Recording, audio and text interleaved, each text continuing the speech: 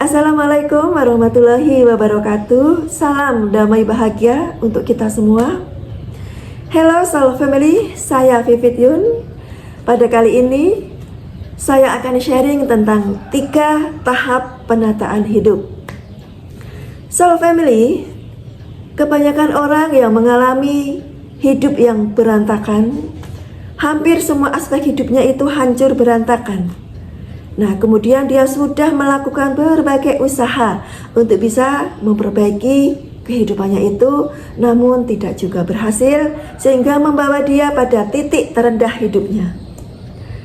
Kebanyakan seseorang yang berada di titik terendah hidupnya sudah tidak tahu lagi harus melakukan apa. Mereka akan ingat pada Tuhannya. Kemudian mereka kembali pada Tuhannya, melakukan pertaubatan, kemudian mereka berdoa, meminta pertolongan pada Tuhannya untuk menolong dia memperbaiki, menata kembali hidupnya. Mereka akan melakukan pertaubatan, memperbaiki diri, memperbaiki ibadah pada Tuhannya. Berdoa intinya adalah melakukan riyadhah. Itu bagus sekali. Namun tidak jarang ada kalanya saat seseorang itu sudah melakukan proses riyadhah itu sekian waktu, namun dia merasa seolah-olah Tuhan tidak menjawab doanya, seolah-olah kok Tuhan mengabaikan dia. Nah, di titik itu biasanya mereka akan berbalik menjadi putus asa, menjadi membenci Tuhannya, dan bahkan menghentikan semua proses riyadhahnya itu, menghentikan semua proses pertobatan dan perbaikannya itu. Nah, itu tidak jarang terjadi, dan ini terjadi karena seseorang itu belum paham bahwa penataan hidup itu ada tahap-tahapnya.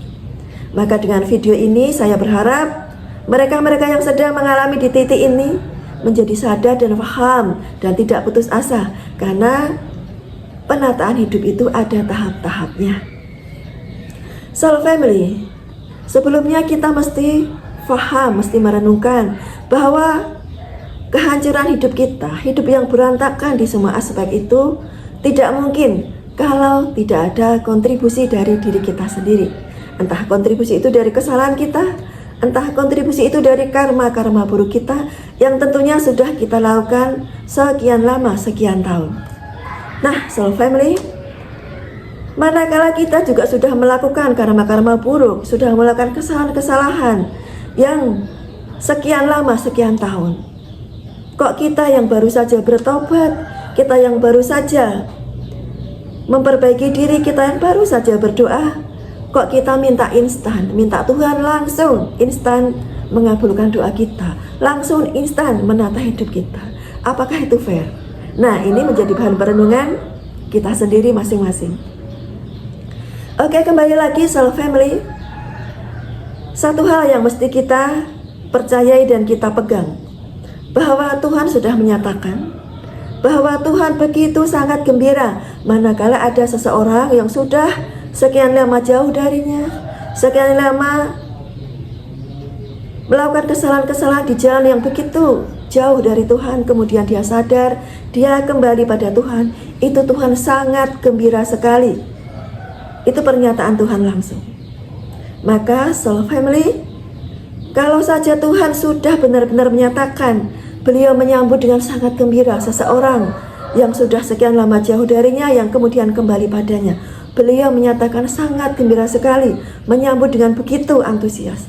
Mana mungkin kalau demikian kok Tuhan mengabaikan kita, mencueki kita? Itu kan tidak mungkin. Nah, ini yang harus kita pegang. Cuma Soul Family, Tuhan menata kembali hidup kita itu ada tahap-tahapnya. Dan tahap-tahap itu bukan berarti Tuhan itu ingin mempersulit kita, bukan berarti Tuhan itu kejam pada kita. No, tidak demikian.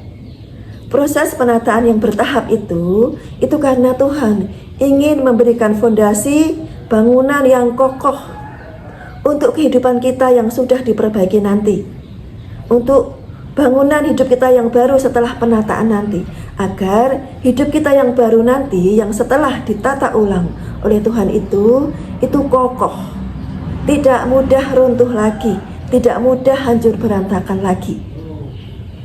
Sebagaimana contoh, misalnya ada rumah yang sudah berantakan, sudah rapuh, sudah hancur.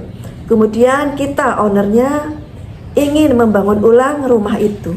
Bukankah kita ingin dalam pembangunan kembali rumah itu, kita ingin dari fondasinya, dari bangunannya, dari atapnya, dari semuanya. Kita ingin menggunakan bahan-bahan yang terbaik dan tentu melakukan proses-proses secara hati-hati. Tujuannya apa? Tujuannya agar nanti setelah rumah itu terbangun, itu rumah itu menjadi kokoh, kuat, tidak mudah hancur berantakan lagi, tidak mudah roboh lagi. Nah, itulah kenapa proses dari penataan hidup kita oleh Tuhan juga melakukan proses-proses seperti itu. Tujuannya adalah itu tadi, agar hidup kita yang baru nanti setelah ditata ulang oleh Tuhan itu menjadi hidup yang kokoh, kuat, yang tidak mudah rapuh, tidak mudah roboh, tidak mudah hancur berantakan lagi. Oke, Shalom Family, sampai di sini kita mulai memahami ya bahwa proses penataan hidup itu memang perlu dan memang harus ada prosesnya. Oke, Shalom Family, next kita akan masuk pada 3 tahap penataan hidup kita. Tahap yang pertama adalah Tuhan akan menata batin kita. Tahap pertama, Tuhan akan menata ulang batin kita. Seseorang yang mengalami hidup yang berantakan dalam jangka waktu lama, itu pasti batinnya sudah penuh dengan luka, penuh dengan emosi, penuh dengan kekotoran. Hancur leburlah batinnya intinya. Nah, di situ pada tahap pertama Tuhan akan menata ulang batin seseorang tersebut. Penyakit-penyakitnya disembuhkan, kemudian kegalauannya, kelelahannya, kotoran-kotoran dalam batinnya itu dibersihkan. Kemudian kegelisahannya, kegaduhannya ditenangkan. Intinya batinnya itu ditata ulang dulu oleh Tuhan, sampai benar-benar batin itu muncul ketenangan, bersih, sehat, damai, tenang. Nah, itulah batin yang sudah tertata. Manakala tahap 1 ini sudah terlewati, barulah Tuhan menuju pada tahap kedua. Tahap kedua ini adalah Tuhan akan memberikan pencerahan-pencerahan kepada kita. Pencerahan yang berisi tentang pengetahuan-pengetahuan, hikmah, tentang mengapa situasi hidup ini terjadi padaku, bagaimana aku menyikapi terbaik situasi ini, dan begitu banyak pengetahuan-pengetahuan, hikmah-hikmah, pencerahan-pencerahan yang Tuhan berikan pada kita di tahap kedua ini. Mengapa Tuhan berikan ini di tahap kedua? Karena pengetahuan, pencerahan, hikmah itu hanya bisa diberikan pada seseorang yang hatinya sudah tertata, yang sudah bersih, sudah sehat, sudah tenang, sudah tawakal. Hati yang seperti itu mudah diberikan pengetahuan, hikmah, pencerahan. Nah, setelah tahap kedua ini selesai, seseorang itu menjadi semakin tenang, semakin faham mengapa dulu mengalami keterpurukan hidup, mengapa keterpurukan hidup itu terjadi pada dirinya. Bahkan setelah banyak pencerahan, hikmah, pengetahuan diberikan Tuhan padanya, dia tidak saja sekedar menerima dengan ridho situasi hidupnya yang terpuruk hancur itu. Dia bahkan mensyukuri, mengapa ini terjadi padaku. Dulu dia begitu marah dengan situasinya, namun di tahap ini dia tidak sekedar menerima dengan ridho, tapi dia juga menjadi bersyukur. Mengapa kehancuran hidup itu terjadi pada dirinya? Mengapa bersyukur? Karena dia sudah faham hakikatnya, mengapa ini terjadi padanya.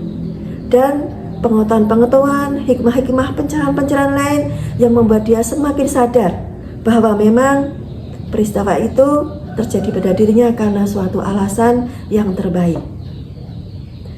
Kemudian setelah seseorang itu pada tahap ini selesai, dia sudah menerima dengan ridho, bahkan bersyukur atas kehancuran hidup yang dialami itu, barulah Tuhan memberikan tahap ketiga, tahap finishing dari penataan hidupnya. Tuhan akan segera membantu seseorang itu untuk menata ulang kehidupannya dengan cepat.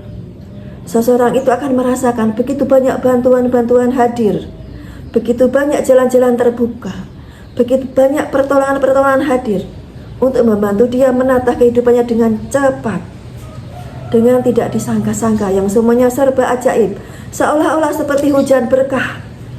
Penataan hidup ini di tahap kedua ini akan terjadi dengan cepat, dan seperti begitu banyak berkah-berkah untuk membantu penataan hidup ini menjadi begitu cepatnya.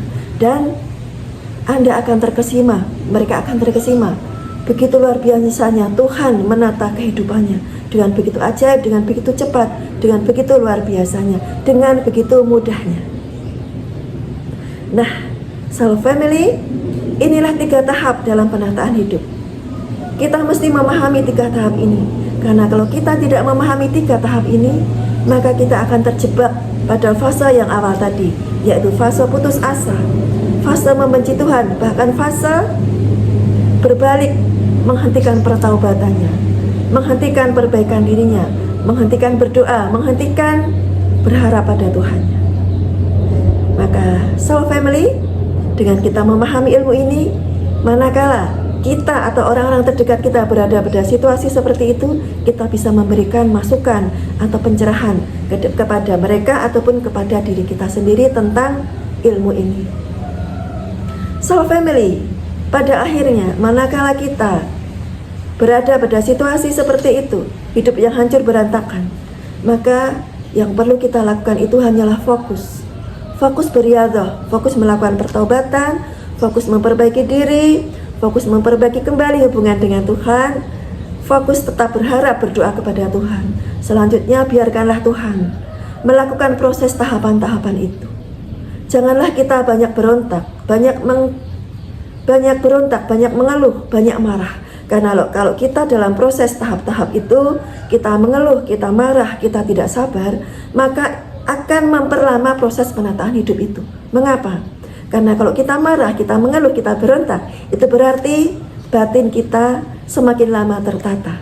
Padahal salah satu syarat dari penataan hidup yang tahap 3 tadi adalah batin kita harus sudah menep, harus tertata, harus tenang, harus sudah bersih. Oke Soul Family, semoga video ini menjadi inspirasi untuk Soul Family semua dan orang-orang terdekat manakala mengalami situasi seperti ini. Oke, Soul Family, saya Vivit Yun. Thank you for watching. God bless you all. Sampai jumpa di video-video berikutnya. Wabillahi taufiq wal hidayah. Wassalamualaikum warahmatullahi wabarakatuh.